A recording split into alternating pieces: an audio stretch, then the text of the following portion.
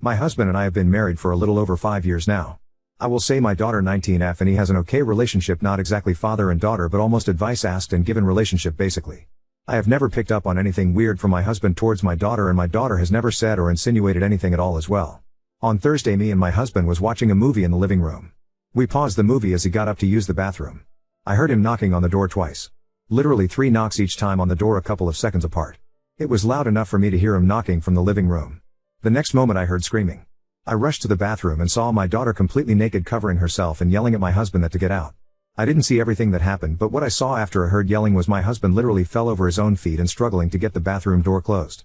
I asked my husband what happened and he said he knocked, nobody answered, so he went in and my daughter was naked in front of the mirror and he tried to get out. After my daughter calmed down I asked her side of what happened and she said she was changing and all of a sudden my husband walked into the bathroom. I asked her why she didn't answer him when he knocked. She said he didn't. I told her I heard him knock so I'm sure that he did. She said she didn't hear it because she had her earpods and listening to music. We got the situation sorted and my husband did apologize to her and explained he thought the bathroom was empty and walked in. She even gave him a hug and apologized for yelling at him. The problem now is my daughter got family members involved and they are now calling my husband a creep. Got a call from my sister berating me for still having my husband in the house. I asked what she meant and I came out that my daughter spun a whole other story and left out the fact that she was listening to music with her earpods and is telling everyone that she answered him and he still walked into the bathroom to look at her. We have cameras in our hallway and it proves that my husband did knock as you can see it on the video, but the cameras has no audio. I sat my daughter down and asked her and she denied saying anything like that or that she told anyone anything. I got mad and asked then how does your aunt know what happened and she went silent. She said she talked to her niece about it and she must have told her mother. I asked her why did she lie about what happened and made my husband look bad when he did nothing wrong. She again denied lying about anything and I told her what my sister told me. She just started to cry and say sorry. She was just talking and making up scenarios with her niece. The whole day yesterday I got calls and texts from my family members as the story spread. The wrong story is spreading and my husband is looking like a creep to everyone. I sat my daughter down again and had her read some of the things being said about my husband and told her she has to fix this because her lying is what caused this. She refused, saying she didn't spread this and she only told her niece and doesn't want to say anything to anyone because they will think bad about her. She said they know my husband and this will just blow over. Everything did blow up when my husband walked into the living room with his bags packed and said he is going to stay with his parents for a while because he doesn't want to be in this situation anymore where he is made out to be this kind of person. My daughter broke down and apologized repeatedly and said she will fix it, but my husband still left. I told her if I get divorced because of her lies she will be moving out of my house. I told her she better fix what she did and tell everyone what really a pay. Ned, because I will not be losing a man that loves and actually cares for me like my husband does over lies. She asked me to help her and I told her no, she isn't a child anymore and her lies for attention did this. This is on her. I already tried and I'm now also being accused of taking my husband's side and not providing a safe space for my daughter. I don't know what to do. My husband asked for space and my daughter is inconsolable at the moment. I am not in the best state myself. Sorry if my post is all over the place. Update 1. I don't know what to do anymore. My husband has asked for a divorce. First let me answer a couple of questions I saw coming up repeatedly. We have locks on every door in the house. I don't know why my daughter didn't use the lock on the door. The cameras inside the house isn't pointed at any door except for the ones pointed at the front door and back door. The other camera is at the end of the hall and you can see every door in the hallway from that camera. We have a bathroom in our room but we can't use it at the moment. The water is completely shut off due to renovation of the bathroom. My husband has asked for a divorce. On Friday he came back home and asked to talk. During our talk he showed me his phone and some of the things my family members were saying about him was just outright horrible. Calling him a pedo, asking him how many times he has taken a peek before. I don't recognize any of my family anymore. I understand if he actually did something but he hasn't, and the hatred they are showing over a stupid mistake tell me they refuse to listen or they have hated him from the start and is now using this to try and get rid of him. He said he can't ever come back and this has now started to affect his work life as well. He was called into HR to explain because some of my family members have called his office. Luckily they haven't done anything and refused to do anything until a case is brought against him. They know my husband very well and I think they believe him as well because he is still working. During our talk he explained that he does love me and still does and he is happy I stood up for him, but my daughter's actions have caused him many problems, accusations, and made him scared. He explained he sat at the office and at his parents' home every day just waiting for the police to show up and arrest him. He said her lies broke him and he can't see a way to come back from it. I asked him to reconsider and that maybe we can go for counseling, but he also refused, saying everything is too broken to fix. I told him that I will kick out my daughter and told him about everything I did and told my daughter to do, but he said I'm missing the point. His life could have been completely ruined because of a lie. My family will never trust him again and will always harbor hatred or suspicions about him, especially now that my daughter want to clear things so long afterwards they will think we forced her to do it and that will just make things worse. He said he will always remain the creep in their eyes. I asked him what if I cut off my family and we moved away because I was already working on that. I showed him my phone and the message I have sent every single person so far that refused to listen and that I blocked them. He asked what about my daughter. I told him again I will be kicking her out and she will be staying with my parents from now on. He asked what if we moved away, will I abandon my daughter then, because he doesn't want to be near her or be alone with her at all. I didn't know what to say about that. Before I could answer, he said again, it's better for us to get divorced. He said, I will never ask you to abandon your daughter, I will never expect you to do something like that, but I don't want her anywhere near me. If you abandon your daughter, I don't know if I could ever look at you the same afterwards, even if it was for my sake.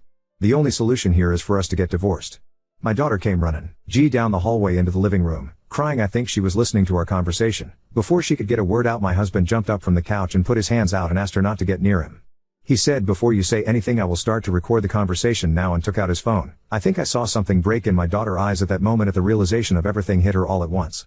She asked my husband to forgive her, and she never meant for things to get so out of hand. She was just making up scenarios with her cousin, and her cousin was the one that ran with it. My husband asked her why didn't she clear it up immediately then.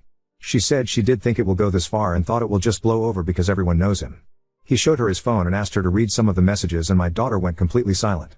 We talked for a boy 4 hours. At the end, my husband said he will give us 3 months to move out of the house because it is his house. My daughter can keep the car because it was a gift, and that he will finish paying this year's tuition but will not pay anything going forward. He said he hasn't gotten a lawyer yet but told me to get one. He will like to do this without lawyer, but if I want to I can get one. He said he will be fair in divorce and doesn't harbor anything against me, but he can't stay in the relationship.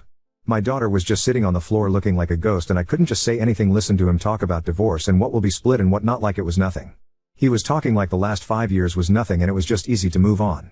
The best way to describe it was like he was returning something to a store. He left the house and I just sat on the couch. I don't know if I was crying, talking, or what. I can't remember much as everything was muffled around me, until my daughter started to full on crying, saying sorry, sorry, sorry over and over again, laying on the floor. I don't know how long I sat on the couch, but when I got up I saw my husband's car still in the driveway. I looked out of the window and I could see him full on crying in the car. Seeing that completely broke me. My daughter and I haven't talked since my husband was here Friday, not a word to each other.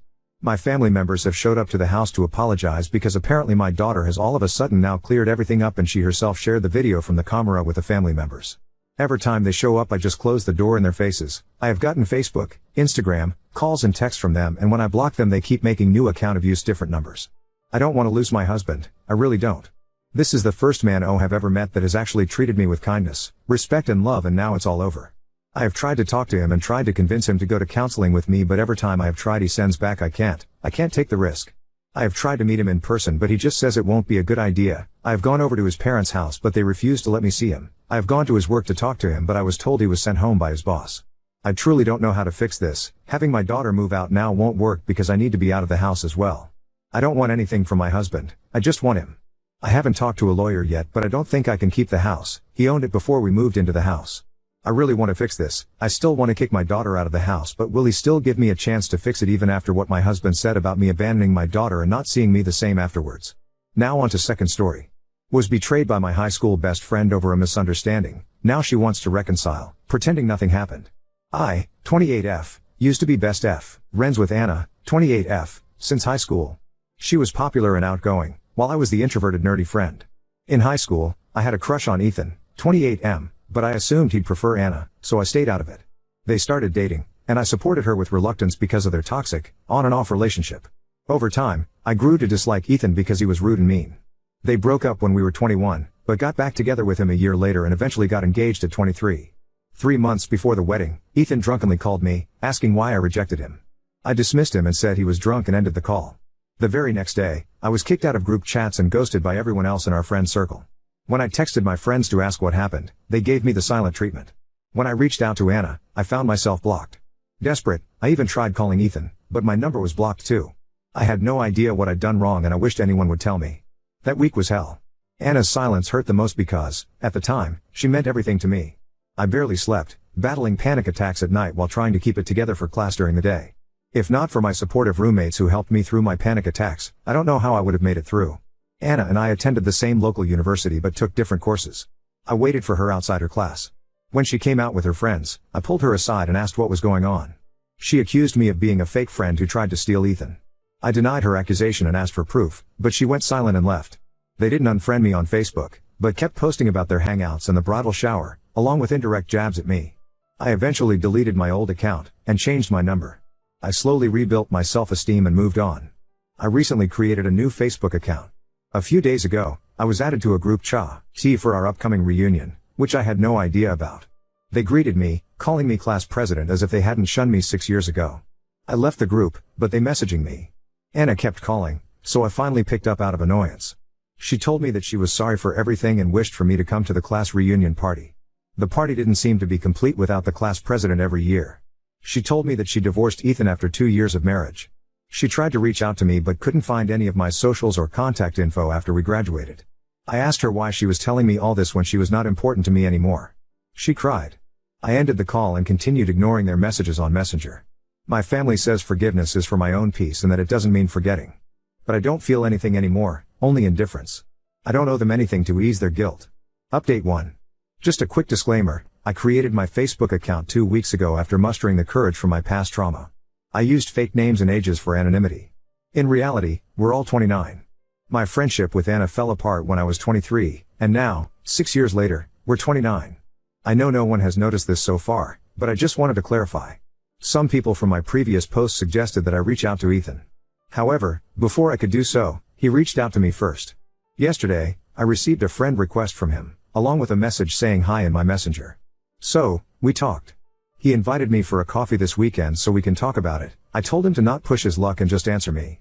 I asked him about his call that night. Since most boys were too intimidated to approach me, they often asked Anna to convey their feelings to me. Ethan was one of them. Apparently, a lot of boys had a crush on me back then.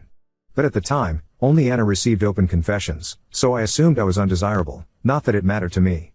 I was foolishly infatuated with Anna, so much so that I would have rolled out a red carpet for her to walk on if I could. She was my entire world back then. Not even once have I ever heard about any boys in high school liking me from Anna. Apparently, Anna would always came back to them with her apologetic face, telling them that I had rejected them and repeating the insults I had supposedly said about them. No wonder some people back in high school called me arrogant and disliked me for some reason. I just thought it was because I was a strict class president and student committee member. Unlike Anna, who was friendly and charming, I was strict, sharp-tongued, and rarely smile. I don't owe anyone a smile.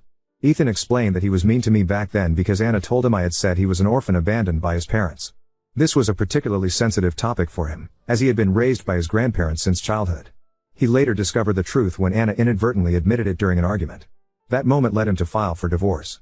Ethan shared that he genuinely did love Anna, but her constant insecurity and habit of bringing up my name in every argument strained their relationship. She either accused Ethan of still thinking about me or compared him to me. Anna did found out about Ethan's drunken call that very same night. They had an argument, and Ethan came close to calling off the wedding, but Anna guilt-tripped him into staying. Neither Ethan nor Anna lied or twisted the story. Anna simply told our entire friend group to stop talking to me. They knew I hadn't done anything wrong, but somehow, it was still my fault that Ethan had unresolved feelings towards me. I was, and still am, an introvert, and most of my friends back then were hers. It wasn't surprising that they followed her lead when she turned against me. They were always her friends, not mine. Anna and my ex-classmates then painted me as a villain to the other friends from high sch. Ethan didn't do anything to help me because he was manipulated to hate me, his words not mine. That's why I changed my number and deleted all my social media accounts. While no one directly bombarded me with mean messages, I constantly saw posts that seemed to be aimed at me, even though my name was never mentioned. Ethan only revealed everything to the other friends after his divorce with Anna was finalized. Now, Anna and my ex-classmates are the ones being shunned by the others since 2 years ago. Ethan said he owed me an apology, though he knew it wouldn't be enough after everything that happened. While he never smeared my name, he stood on the sidelines and did nothing simply because I rejected him and called him an abandoned orphan during high school. He asked me if I will be going to the upcoming reunion party. Turns out the reunion party this time was for the 1995 high school batch. My ex-classmates probably wanted their former class president to attend for appearances. I told him I won't go. He said I can sit with him and his ex-classmates if I wanted to. Why would I? Brother ugh. I told him I wouldn't be attending because I have no friends from high school. He mentioned that the others would be sad if they heard I said that. Well, screw them. I received a lot more messages from old friends but I didn't respond to any of them. I have no attachment towards them. I told Anna that Ethan already told me everything. She called me on Messenger again, sobbing. She admitted she might have been a terrible friend, but that she did care about me. All those years, I was always on her mind. I was too attached to her back then because she was my first real friend, as I had no friends in middle school. I was too shy and quiet so I couldn't make friends. Anna taught me how to make friends and overcome my social anxiety, and introduce a lot of people to me. I learned to cook for her and took care of her when she was sick. I even protected her from creeps. Everything I did was for her. Now that I think about it, it was kind of unhealthy. Maybe she wanted me to be that version of myself again, only for her convenience. She begged me to try again. That she would be a better person for me. But I just ended the call and blocked her. After a few minutes of contemplating, I decided to delete my Facebook account again. I have a feeling that if I didn't, they will keep on bothering me. I'll settle with a fake account. The main reason why I made my Facebook account is to play Harvest Town anyway. Sorry for the long post. This will be my one and only update. I want to thank the 4 people who personally messaged me on Reddit. Your messages meant a lot, as not many people have done so much for me in my life. I hope my update answered your questions. Farewell.